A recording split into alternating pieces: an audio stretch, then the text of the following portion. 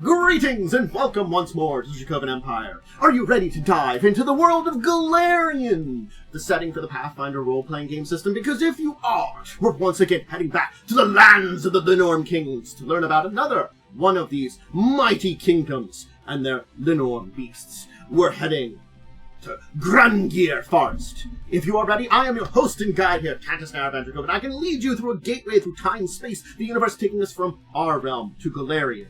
You only have to take my hand. But please do leave me a little bit of tip before we go. Make sure you subscribe over there on the YouTube side of things. Let me know your experience in this forest, or the lands of the Linnorm Kings, in the description below. Are you ready to go? Hands outstretched, portals open, let's rock and roll.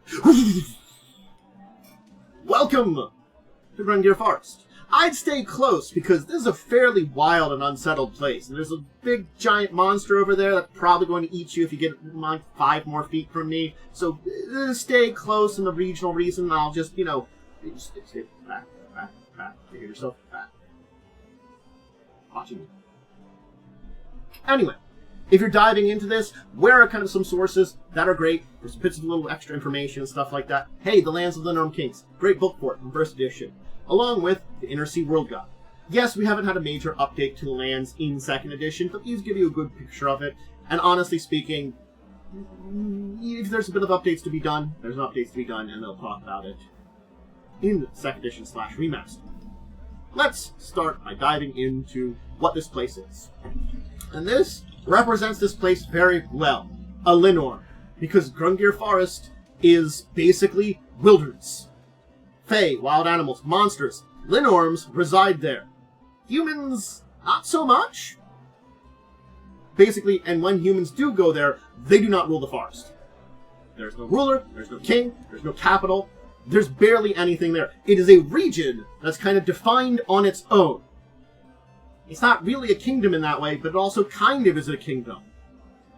It is home to Pathfinder, the oldest, most powerful of the Linnorms, said to be the first one that emerged upon our world. There's portals to the first world, that flicker in the woodlands here, tangled in its depths, places that take you to the realms of the Fae. All these are very interesting aspects of this place that make it magical in a lot of ways. The connections to the first world.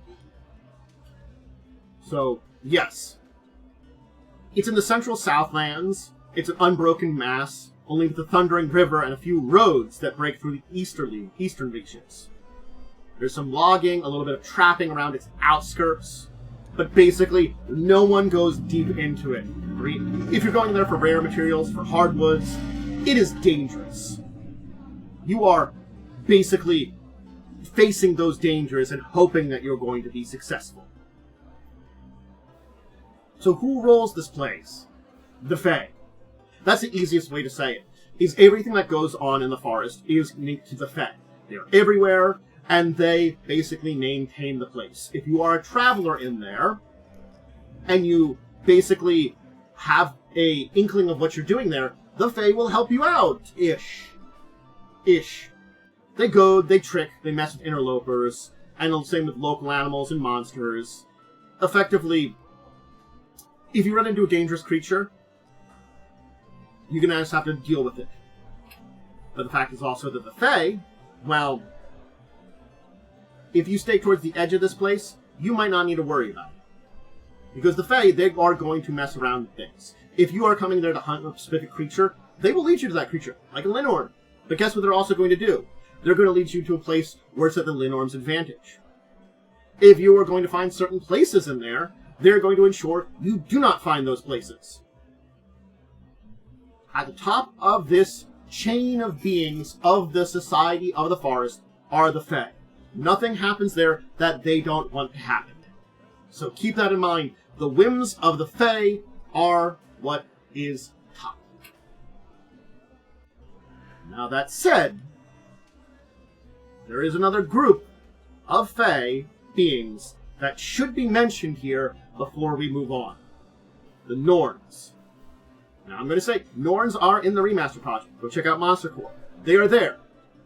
But here in the lands of the Linnorm Kings, basically, they bring the destiny to people. What does that mean? Well, whether hero or villain,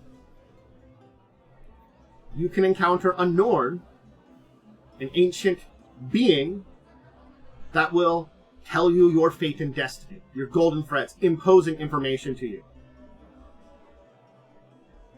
And you find these powerful beings in the forest. These 20th level creatures hang around in there. Yeah. Ancient, powerful Fey women, manifestations of their, are found in the forest. Sometimes beyond that. But they will appear to these people and give their proclamations, their destiny, leading things in a direction. The question is, because they show up here, are they specifically making sure the destinies they've read happen, the fates they read have happened, or are they influencing things to change them? No one knows. They don't know if they're meddling in the destinies of Linnorm Kingdoms, or if they're ensuring the destinies of them. No motivation is known. But majority of these major encounters with the Norns happens in the forest. I say it's beyond there. But they are a being that is there, and it's important. There are humans in the forests, the guardians of Grungir. These are a powerful group of elfin druids who basically try to protect the woods from human encroachment. But it's not as simple as that. They can't just join forces with the various beasts and beings there, because plenty of them would be violent and aggressive if left to their own devices. Certainly speaking, many powerful Linnorms, if let to unleash, could spell doom for a lot of places and bring about a wrath of the Ulfrin people, which could spell doom to the forest itself. It's this balancing act that they have to maintain. This way, they are basically, in a way, friend to none, enemy to none. They are negotiators and things that are between both the humans and the beings of the forest, the Fae. They have to maintain this peaceful relationship with both of them, and basically, being this that they cannot be with any side, they have to not take either sides, even if they want to, means that they have to be on their own. But as a visual, they're willing to take because they ensure the forest survives. They ensure that the people of the outside do not abuse and destroy the forest, and they ensure that the forest does not bring the wrath of those that would be on the outside or the ire of anybody to cause them to try to destroy the place. So it's this balancing act that these guardians maintain. It's a fascinating visual that they are willing to take, the powerful core of the natural people of this place. Now, there are some locations to talk about. In particular, there are 4 settlements to talk about. I'm going to talk about some of them here and pertaining to the people of here. We're going to talk about it in a minute about the gnomes and some of the other people that live here. But one of the major cities, of course, is Delman's Glen, a small gnome settlement that tends to be a very deep connections between north and south. The pure fact is that it connects Joel with Varizia. This means this settlement, though it's very small and built in Ulfin style, but gnome size, oftentimes has a lot of travelers in it. Its trading post and its inn are made for larger people, and it gets a lot of people in there. They also try to ensure that they have protection from monsters from various adventurers who might be traveling north to south. Loathsome is another location, a logging camp that's in the far east of the forest. It's on the banks of the river, and a lot of very powerful stuff happens there. It's technically protected by Calisguard, even though it's not part of the Thanelands. Nithilvale shows up in the forest. Nithilvale is mostly in the First World, but it also isn't. Basically, it's a legendary town that, during the new moon, appears in the forest, and then spends the rest of the month in the First World. It's a place that constantly changes, it contorts itself, it moves buildings around, it is a place of the First World, truly. And it has these animals, nature spirits, fays, trolls, and of course, some former members of the Linnorm Kings who have ended up there and just stayed. It's an interesting place that's difficult to find because it also shows up at a new place every time it pops up in the forest. But if you could find it, well, you might get stuck in the First World if you're not careful. And Sojourner's Rest is the last settlement to talk about, which is near Thornvale Castle. Which Thornvale Castle is another entire problem because it's basically ruled by Mad Jan, the king of pixies, who claims to be the lord of all pixies in northern Avastian, but really isn't, except possibly kind of being lord of those of Sojourner's Rest. And yeah, it's kind of a weird mess there. It's a place that's also a little bit more mysterious than, you know, the First World in many ways. It's a weird magical place, not in the First World, but also in the First World, in the forest, and it's just weird. It's just the sheer fact that the places you could visit within the forest are very magical, very weird, very strange. And those are just the settlements, without diving into the kind of places where there's barriers or gateways between the First World, between everything there. And of course, Fafnir's lair is there, the dread father of all Linnorms who hangs out in the forest, luring Linnorm slayers where only the true High King will ever slay him. Just don't want to mess with that being there. So there's an earlier edition picture of a Norn. I do like their newer edition pictures a little bit more because they have the horns and stuff there too, but I like this one because it was easy to find. Anyway, the gnomes of Grungir Forest. We can talk about them. And that's one of the major groups that is there. The last group we can really talk about. They are the people that make the very little civilization here. Not humans, though humans show up in hunters and stuff. Gnomes really live here. They're deep in the forest depths. They've got various settlements. And the thing is, they have good relations with Woodland, with the Fae, because they are Fae descent. They do have some distrust of the Ulfin, but again, they try to keep things separate in a lot of ways. In a lot of ways, they're like their southern counterparts. They spent significant time with the Fae and the various creatures of the forest.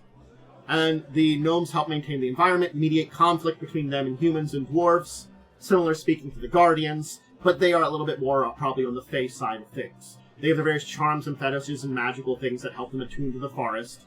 And an interesting fact about the gnomes of Grungir is that bleaching is all but unheard of here, because they're very close to the Fae and close to the First World. The basically death knell for gnomes and the rest of Golarion doesn't happen that much here. It's incredibly rare, incredibly unheard of. The power of the First World is, in a way, returning to these gnomes here. A fascinating look at these people that are probably the most humanoid people you're going to find in the forest. But that's, well, Grungir Forest. It is one of the kingdoms of the Linnorm Kingdoms, yet it's not also. It's a fascinating thing because it does not have a king, it does not have a ruler, it does not have a capital. It's got some places and it's got towns and little cities and little places that people live, but it's something on its own. It's something unique. It's a magical place that's this connection between the Fae and the not Fae, the First World and the universe. The sheer fact is, there are Linnorms, beings that are dragon-like creatures of the First World in the land of the Linnorm Kings. Why is that? Probably because of the forest. Probably because of the forest. Fafnir's there.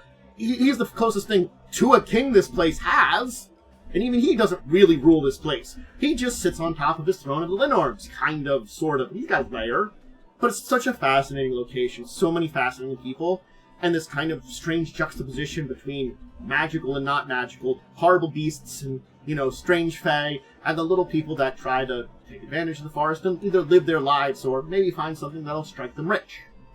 That's the forest. Hope you enjoyed joining me to learn all about it. Alright, make sure to check out the rest of my stuff, whether it's live on Twitch or over on YouTube. I record all my stuff over, all my tabletop stuff over on Twitch before I put it up on YouTube. I do some other things over there too.